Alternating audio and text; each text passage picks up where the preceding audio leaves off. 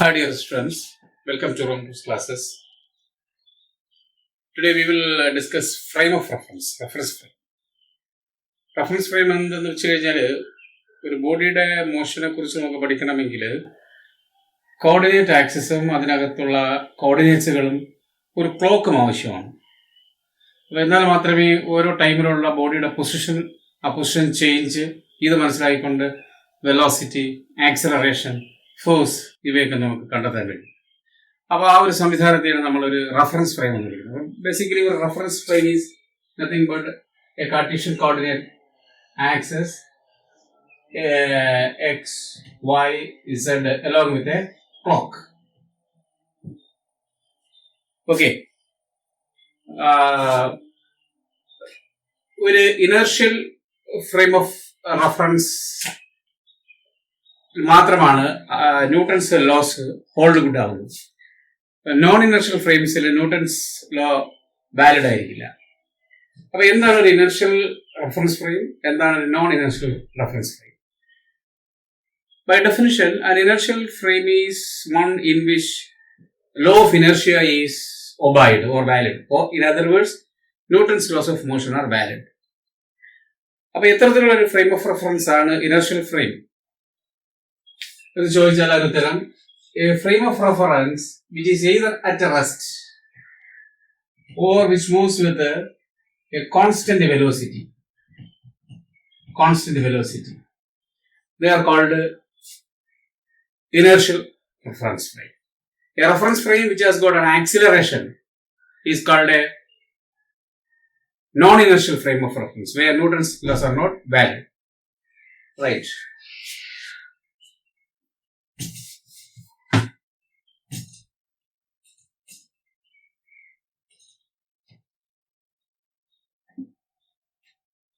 Okay. Let's just see how two inertial frames.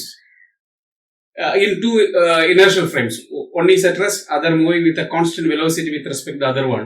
This Newton's law become valid or same.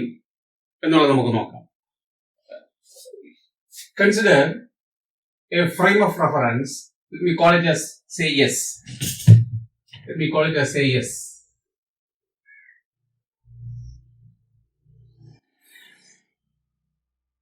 This is x, z, say y.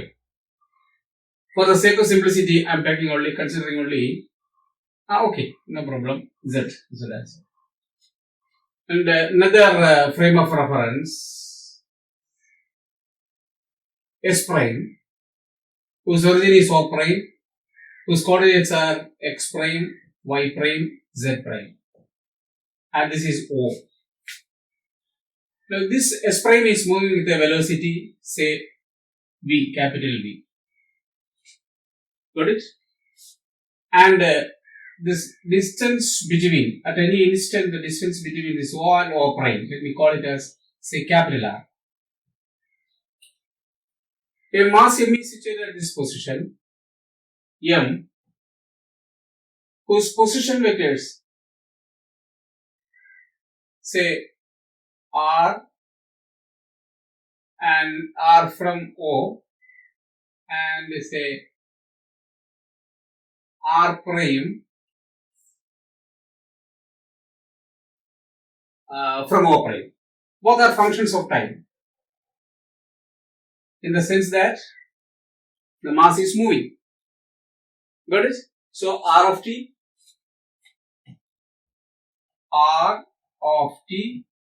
and R prime t, both are functions of time. Now, triangle നിങ്ങൾ പഠിച്ചിട്ടുണ്ട്. ഒരു ട്രയാങ്കിളിന്റെ രണ്ട് സൈഡുകൾ ഒരേ ഓർഡറിലാണെങ്കിൽ, vector A vector B ആണെങ്കിൽ, ഈ എയുടെയും ബിയുടെയും resultant അഥവാ സം എന്ന് പറയുന്നത് the third side which completes the triangle taken in the reverse order. അപ്പോൾ ഇതാണ് ഓർഡർ എങ്കിൽ അതിന്റെ റിവേഴ്സ് ഓർഡറിൽ ഇതായിരിക്കും സം. അങ്ങനെയാണെങ്കിൽ ഇവിടെ ഇതേപോലുള്ള ഈ ലോ ഇവിടെ അപ്ലൈ ചെയ്യുകയാണെങ്കിൽ ഈ ട്രയാങ്കിളിന്റെ ഓർഡറിലുള്ള രണ്ട് സൈഡുകൾ ആറും ആർ പ്രൈം ടി ആണ്. അപ്പോൾ ആർ ഓഫ് ടി എന്ന് പറയുന്നത് റിസൾട്ടന്റ് ആയിട്ട് നമുക്ക് എഴുതാൻ കഴിയും. So applying triangle of, I can write R of t or simply R equal to vector R plus vector R prime. Right? Now I am differentiating this with respect to time. Then you get d vector R divided by dt, which is equal to d vector R divided by dt plus d vector R divided by dt, R prime divided by dt.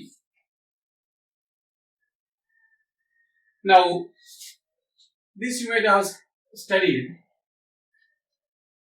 dr by dt is nothing but velocity. So that is the velocity v. Velocity of this particle with reference to this frame. Because ഈ റേറ്റിലാണ് R of T change എന്ന് പറയുന്നത് D R by D T ആണ്. ആ റേറ്റിലാണ് M move ചെയ്യുന്നത്. അങ്ങനെയാണെങ്കിൽ D R by D T is the velocity of this particle in this reference frame. And this is equal to, definitely it is moving when this s prime is moving, r changes. R function of time തന്നെയാണ്. Okay, അങ്ങനെയാണെങ്കിൽ dr by dt is equal to vector v plus dr prime by dt is the variation of position vector of the mass m with respect to s prime. ആ variation of position vector എന്ന് അല്ല, position vector of M with respect to S prime എന്ന് പറയുന്ന R prime, അതിന്റെ rate of change with time എന്ന് പറയുന്നത് D R prime by D T എന്ന് പറയുന്നത് P prime, which is the velocity of the mass M with respect to S prime. Got it? Once again, I am taking time derivative.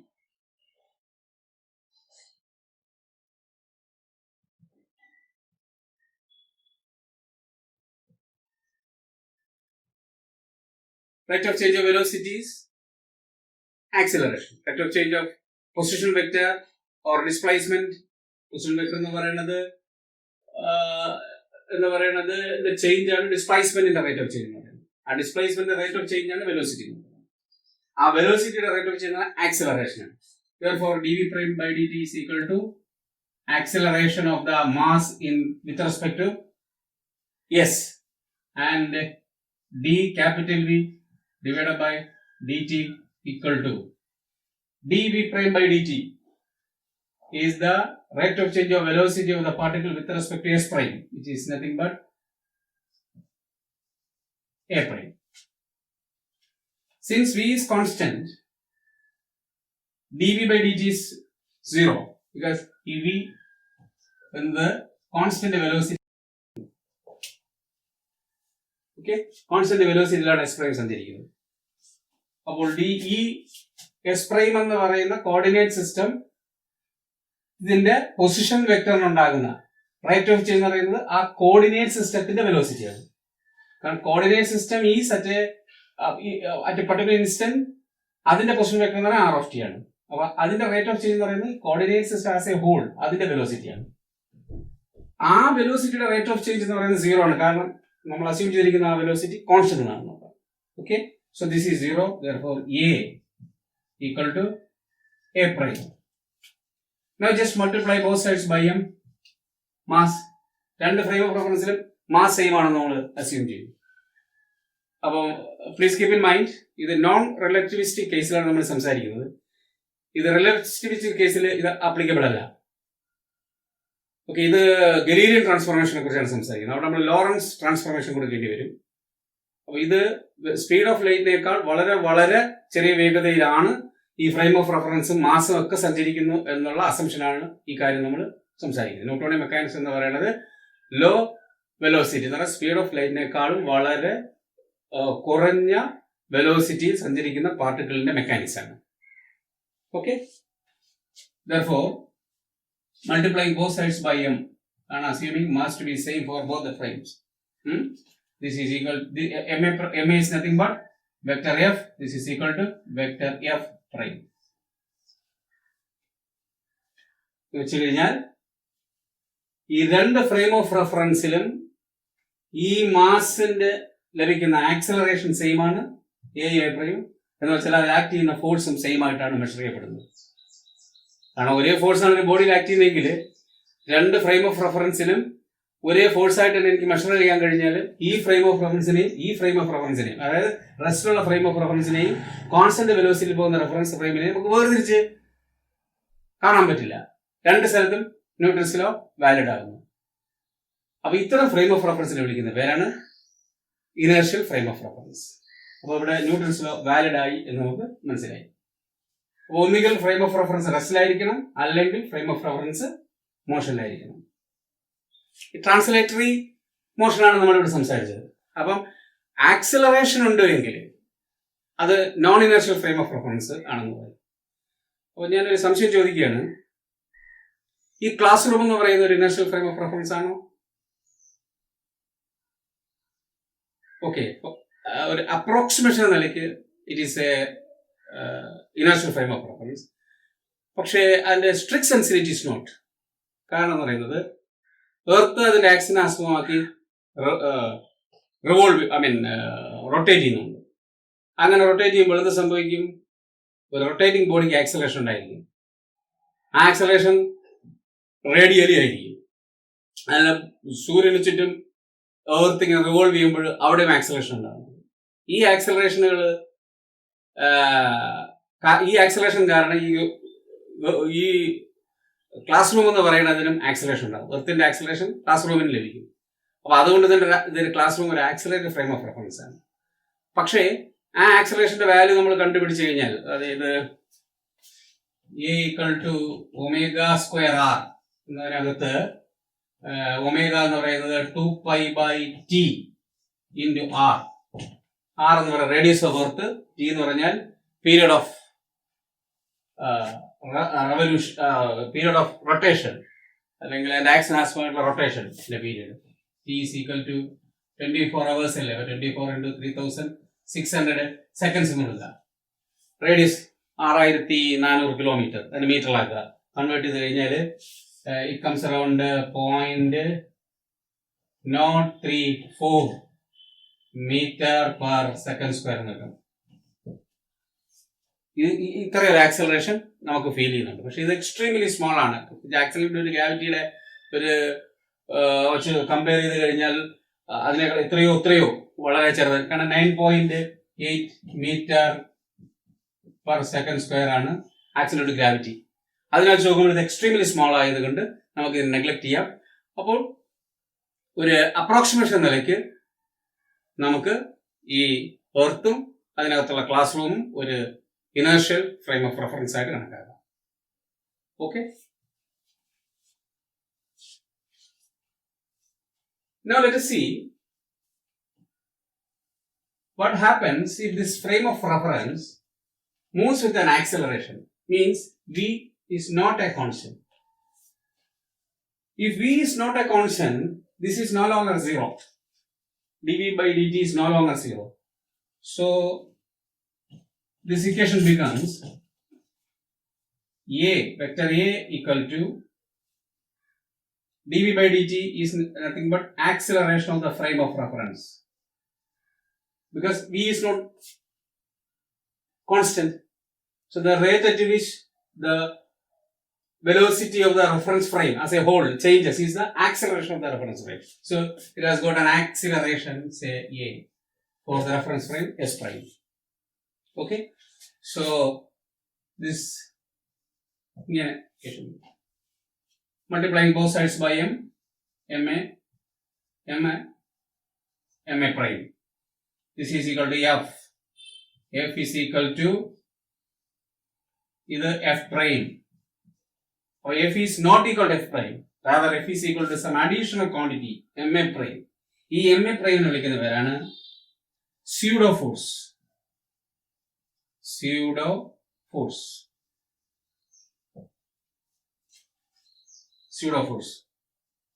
ഈ pseudo force real force അല്ല. ആ പേര് എന്നതാണ് pseudo force, അല്ലെങ്കിൽ fictitious force എന്ന് പറയും. ഇതിൽ fictitious force എന്ന് വിളിക്കാൻ കാരണം ഇത് ഈ പാർട്ടിക്കിൾ ആക്ട് ചെയ്യുന്ന ഫോഴ്സ് അല്ല. ഈ കോമ്പണന്റ് അല്ലെങ്കിൽ ഈ എം സ്മോൾ എമ്മിന്റെ എ പ്രൈം വരാൻ കാരണം ഈ frame of reference accelerate ചെയ്യുന്നതുകൊണ്ടാണ്.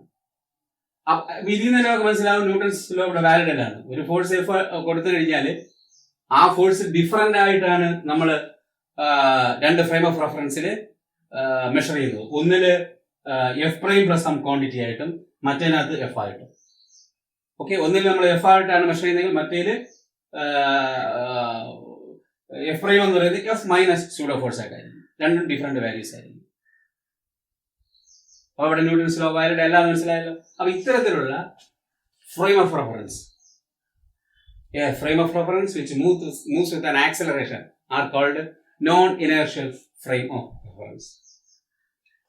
Example പറയുകയാണെങ്കിൽ ഒരു കാർ കോൺസ്റ്റന്റ് സ്പീഡ് സഞ്ചരിക്കുകയാണെങ്കിൽ അതൊരു ഇനേർഷ്യൽ ഫ്രെയിം ഓഫ് റെഫറൻസ്. പക്ഷെ കാർ ആക്സലറേറ്റ് ചെയ്തുകൊണ്ടിരിക്കുകയാണെങ്കിൽ ആ കാർ ഒരു non inertial frame of reference ആണ്. Okay,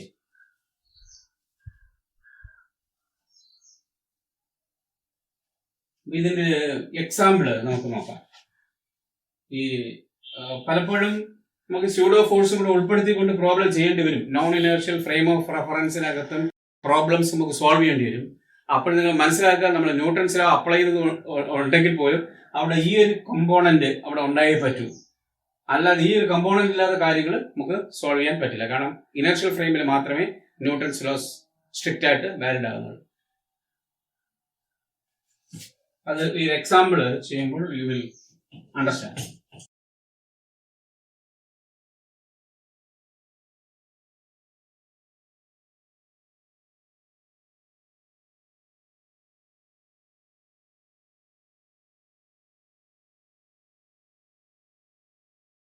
Okay. Imagine a cab which moves with an acceleration say a. Rightward. From the roof, a ball is hanging and it is attached to a string. The ball is attached with the roof through using a massless spring. Obviously, ഈ cab റൈറ്റിലേക്ക് പോകുമ്പോൾ ഈ ball ഇങ്ങോട്ട് നീങ്ങും, which makes an angle theta with respect to the vertical. അപ്പൊ ഈ ഡയറക്ഷനിൽ ഒരു ഫോഴ്സ് നമ്മൾ ആരും അപ്ലൈ ചെയ്യുന്നില്ല, പക്ഷെ നമുക്ക് ഫീൽ ചെയ്യുന്നതാണ് ഇത് ഒരു ഫോഴ്സ് ആക്ട് ചെയ്തുകൊണ്ട്. ഒരു ഫോഴ്സ് ആക്ട് ചെയ്താൽ ഈ ബോഡി എങ്ങനെ മൂവ് ചെയ്യുമോ ആ രീതിയിലായിരിക്കും ഇത് വെർട്ടിക്കൽ പൊസിഷനിൽ നിന്ന് മുമ്പോട്ട് നീങ്ങുന്നത്. അത് ഫോഴ്സ് ഒന്നുമില്ല, ഇതിന്റെ ആക്സലറേഷൻ മൂലം ആ പൊസിഷനിൽ ലഭിക്കുന്ന ഒരു വ്യത്യാസമാണ്. ഓക്കെ, അപ്പൊ ഇത് എം എ ആണ്. ഇതാണ് ഫിക്റ്റീഷ്യസ് ഫോഴ്സ് എന്ന് നമ്മൾ പറയുന്നത്. This is M A.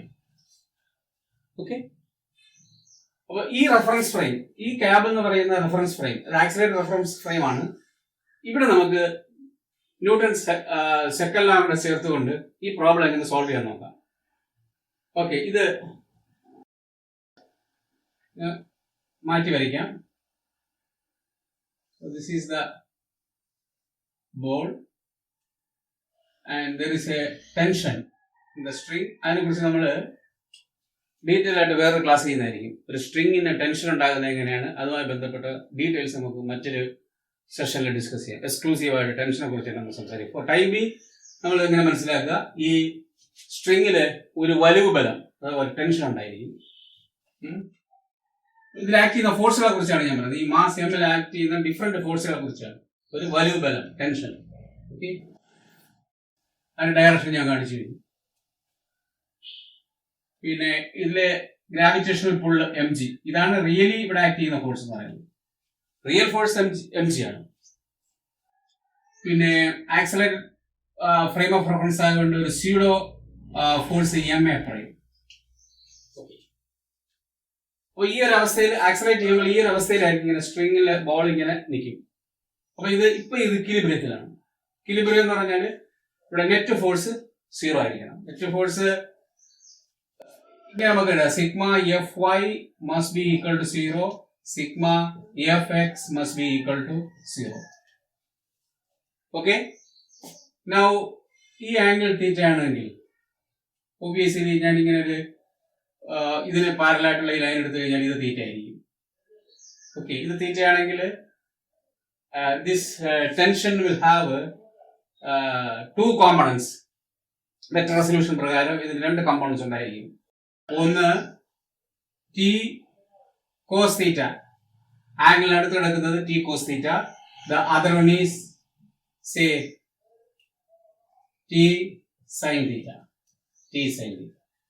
Okay, since the body is in equilibrium, we can say T sin theta is balanced by ma and mg is balanced by T cos theta. Okay, about sigma Fy equal to 0 എന്നാണെന്നുണ്ടെങ്കിൽ T cos theta equal to mg and T sin theta. Okay, അത് കുറച്ചുകൂടെ stricter സെൻസിൽ പറയുകയാണെങ്കിൽ direction കൂടെ തന്നെ എഴുതാം. Okay, നമുക്ക് മുകളിലോട്ടുള്ള ഡയറക്ഷനെ പോസിറ്റീവായിട്ടും താഴോട്ടുള്ള ഡയറക്ഷനെ നെഗറ്റീവായിട്ടും റൈറ്റിലേക്കുള്ള ഡയറക്ഷനെ പോസിറ്റീവായിട്ടും ലെഫ്റ്റിലോട്ടുള്ള ഡയറക്ഷനെ നെഗറ്റീവായിട്ടും എടുക്കാം. Okay, ഏത് ഡയറക്ഷനെ നിങ്ങൾക്ക് എന്ത് സൈൻ കൊടുക്കാം, അത് പ്രശ്നമൊന്നുമില്ല. ഫോർ ടൈപ്പിംഗ് ഞാൻ എടുക്കുന്നത് സാധാരണ ഒരു കാർട്ടീഷ്യൻ കോർഡിനേറ്റ് ആക്സിസിന്റെ നിങ്ങൾ പഠിച്ചിട്ടുള്ള ഡയറക്ഷൻ ഞാനിവിടെ അപ്ലൈ ചെയ്യും.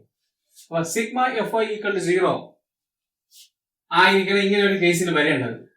കാരണം അല്ലെങ്കിൽ സിഗ്മ എഫ് ഐ എന്തിനു തുല്യമായിരിക്കണം? എം എ ആയിരിക്കണം. സിഗ്മ എഫ് എക്സ് എന്തായാലും എം എ എക്സ് ആയിരിക്കണം. സിഗ്മ എഫ് എക്സ് എന്ന് പറയുന്നത് എം എ വൈ യു ആയിരിക്കണം. Oh sorry, here it is A Y, here it is A X. Okay, പക്ഷേ body റെസ്റ്റിലായതുകൊണ്ട് net resultant force on X direction and resultant force on Y direction 0. അതല്ലെങ്കിൽ X ഡയറക്ഷനിൽ net force ഉണ്ടായിരുന്ന ആ ഡയറക്ഷനിൽ move ചെയ്യും, Y direction X ഡയറക്ഷനിൽ ആ ഡയറക്ഷനിൽ മൂവ് ചെയ്യും. 2 ഡയറക്ഷനിൽ ഇത് മൂവുന്നില്ല എന്നതുകൊണ്ട് net force on both direction are 0. Okay, sigma F I എന്ന് പറയണത് വൈ എടുത്തു കഴിഞ്ഞാൽ T cos theta minus mg equal to 0. Similarly, sigma fx എന്ന് പറയുമ്പോൾ t sin theta minus ma equal to 0 or t cos theta equal to mg t sin theta equal to ma. Now you divide this equation by this equation, that is t sin theta divided by t cos theta equal to ma divided by mg. M get cancelled, t get cancelled, so you get tan theta equal to a by g or theta. അപ്പോൾ എന്ത് angle വരെ a ആക്സിലറേഷനിൽ ആണ് ഈ cab move ചെയ്യുന്നതെങ്കിൽ എന്ത് angle മാറിയിട്ടായിരിക്കും ഈ Bob position ചെയ്യുന്നത് എന്നുള്ളതാണ് theta. So theta will be equal to tan inverse A by G. അപ്പൊ ഇതാണ് ഒരു പ്രോബ്ലം. ആ പ്രോബ്ലത്തിൽ നമ്മൾ എന്ത് ചെയ്തിരിക്കുന്നത് വെച്ച് കഴിഞ്ഞാൽ ന്യൂട്ടൺസ് ലോ അപ്ലൈ ചെയ്തു. അത് നോൺ ഇനർഷ്യൽ ഫ്രെയിം ആണെങ്കിൽ പോലും, പക്ഷെ എന്തിന് ഇൻക്ലൂഡ് ചെയ്തുകൊണ്ട് സ്യൂഡോ ഫോഴ്സ് അപ്ലൈ ചെയ്തുകൊണ്ട്. Okay.